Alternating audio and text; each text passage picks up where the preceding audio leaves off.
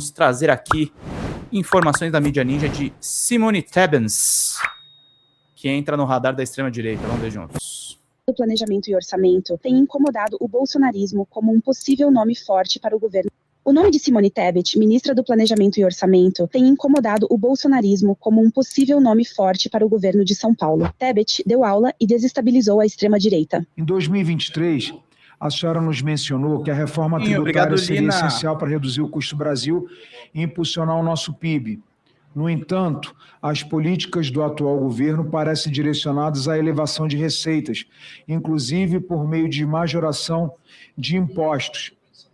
Inclusive, recentemente, com uma batalha judicial contra o Congresso, e que nós fomos derrotados pela caneta de um ministro que não respeita o Congresso Nacional, que é o ministro Alexandre de Moraes. Eu realmente disse, e vou repetir, a principal entrega do Congresso Nacional de 23 até agora, não querendo desmerecer nenhum dos trabalhos de Vossas Excelências, mas a principal entrega para o Brasil que os senhores fizeram foi a aprovação da reforma tributária. Espero que façam algo ainda melhor até o final do ano. Mas eu quero justificar, porque eu luto por essa reforma tributária, é a minha área, fui professora de Direito Público por 12 anos, eu luto com essa reforma tributária visando diminuição dos desenvolvimentos regionais do Brasil há pelo menos 20 anos. E durante 8 anos a gente tentou aprovar. Ela não só desburocratiza, ela diminui a carga tributária, ela diminui o custo administrativo das empresas, o setor privado, que eu concordo com Vossa Excelência e concordo com o senador Jaime. O problema do Brasil é burocracia, o problema do Brasil é o alto custo da carga tributária para o setor privado de investimentos. E a reforma tributária, ela vai começar, só que os senhores aprovaram assim, não podia ser diferente, porque tem a fase da transição, ela começa a vigorar para efeitos federais em 2026. Começa, porque no fundo é janeiro de 27. Janeiro de 27, nós vamos ver o que é unificar os impostos federais à luz da diminuição da carga tributária para o setor empresarial. Ela não é nem a reforma do agronegócio, ela não é a reforma do comércio, ela é a reforma da agroindústria e da indústria brasileira. Há um estudo que a gente está avaliando que sozinha a reforma tributária pode impactar positivamente em quase 1% do PIB no Brasil a partir de 32. Por que a partir de 32? Porque a parte da unificação dos impostos estaduais, ela não é em 27, ela é em 31 para 32. Então, ela começa já a ter um impacto positivo. Ainda que o Brasil cruzasse os braços, vocês não fizessem nada, do governo federal não fizesse nada, o Brasil ia andar sozinho quase 1%. Ia ter um crescimento de quase 1%, isso é um estudo do IPEA, junto com a iniciativa privada, a FGV faz estudos, enfim, várias entidades fazem estudos. E ela tem a ver com essa possibilidade da gente reindustrializar o Brasil, que esse é o grande problema que a gente não disse aqui. Quando a gente fala, e aí já envolvendo essa questão do tarifaço, porque também está relacionado, mas ainda concluo a pergunta 5, a pergunta 2, quando você colocou de cara a questão do tarifaço aqui, versus esse financiamento, como será esse contingenciamento, né? Quando a gente vê essa questão de tarifaço e vê essa discussão, a gente está perguntando o que efetivamente os Estados Unidos querem do Brasil, para a gente ver como a gente senta na mesa de negociação para conversar. A grande questão é o seguinte, não é que um mercado é melhor que o outro, o mercado maior é a Ásia, 1/3 em números vai para a Ásia, mas não que o mercado, a nossa balança comercial com a Ásia é melhor que a balança comercial com os Estados Unidos, ou que é pior do que com a Argentina. Não é isso, são coisas distintas. Dentro dessa questão, interligando, portanto, que a pergunta é, nós não precisamos aumentar a carga tributária, eu disse isso logo no início, para colocar isso aqui tudo no papel, porque nós estabelecemos o seguinte, não são 60 bi do orçamento para o PAC?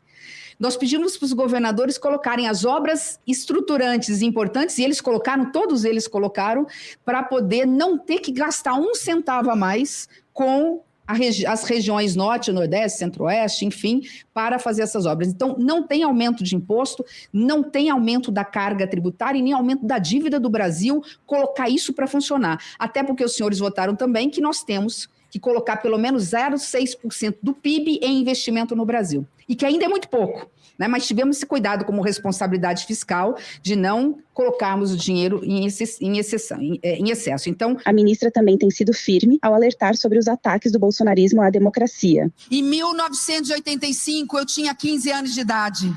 Naquele momento era uma jovem que sabia de pouca coisa, mas eu estava nas ruas lutando por Direta Já. Muitos aqui talvez não eram nascidos. Eu tenho quase 30 anos de vida pública. Jamais imaginei ver tamanho retrocesso. Nós estamos, não se enganem, 8 de janeiro não terminou. Tentaram dar um golpe e invadir o Congresso Nacional de fora para dentro. Essa semana tentaram dar um golpe na democracia de dentro para fora. E é por isso que a missão que todos nós temos, eu que nem sabia se deveria ou não ser candidata a alguma coisa, saio daqui energizada, porque sei, como Confúcio tem que saber, como a CIR tem que saber, que hoje a democracia ainda exige de todos nós a eterna vigilância. E nós seremos vigilantes, porque na realidade, nós não temos apenas um Congresso Nacional para eleger. Nós temos que reeleger aquele que é o único que teve a capacidade de olhar para os filhos da fronteira como Obrigado, vocês. Francisco. Porque sabe que não se acaba com a desigualdade social sem diminuir a desigualdade regional. Porque, lamentavelmente, Léo, como prefeito e vice-prefeito e vice-governador Sérgio, você foi muito feliz, Léo, quando disse, lamentavelmente, a cara mais pobre do Brasil está nos municípios da fronteira, está em Rondônia, está em Mato Grosso do Sul, está no Amazonas e está no Sul. E Vossa Excelência, presidente Lula, e com isso eu encerro, Vossa Excelência me deu a maior de todas as emoções. Se eu tinha dúvida se realmente fiz a coisa certa ao aceitar o Ministério do Orçamento e Planejamento e não voltar para casa, eu deixei de ter dúvida quando eu vi nas suas lágrimas o seu choro, um choro que nos fez chorar juntos. Vossa Excelência disse, quando anunciou que o Brasil saiu novamente do mapa da fome, eu sei o que é passar fome, eu sei, a fome, ela não dói, a fome corrói a gente por dentro. E aí eu fiquei imaginando, presidente, o senhor tem uma missão muito grande. Nós tiramos o país do mapa da fome, mas nós precisamos encher a barriguinha de muitas crianças que ainda não têm o que comer à noite. Por isso, presidente Lula, Vossa Excelência pode contar comigo, independentemente de onde for o meu partido. E ainda mais, Vossa Excelência pode contar com a equipe do Ministério do Planejamento Econômico e Orçamento. A fofoca da conta, tá? Que a Simone Tebet deve ir para o PSB, que é o partido de Geraldo Alckmin, que agora recentemente recebeu a queridíssima Ava Santiago, vinda do PSDB, tá, gente? Vamos lá, turma! 456 para a gente poder fechar. Vamos lá, queridos. Porque dinheiro para o povo mais humilde deste país não vai faltar, porque Vossa Excelência é um predestinado a cumprir uma missão que só os sensíveis, corajosos e tementes a Deus têm, de servir ao povo mais humilde da sua pátria. Por isso, presidente, a palavra final não é minha, a palavra final é deste povo.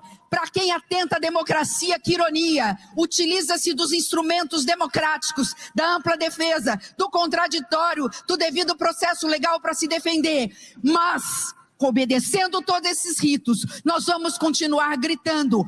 Vossa Excelência pode ter certeza que nós vamos continuar gritando que aqueles que atentaram contra o golpe e que o ex-presidente é culpado, portanto, sem anistia. Sem anistia.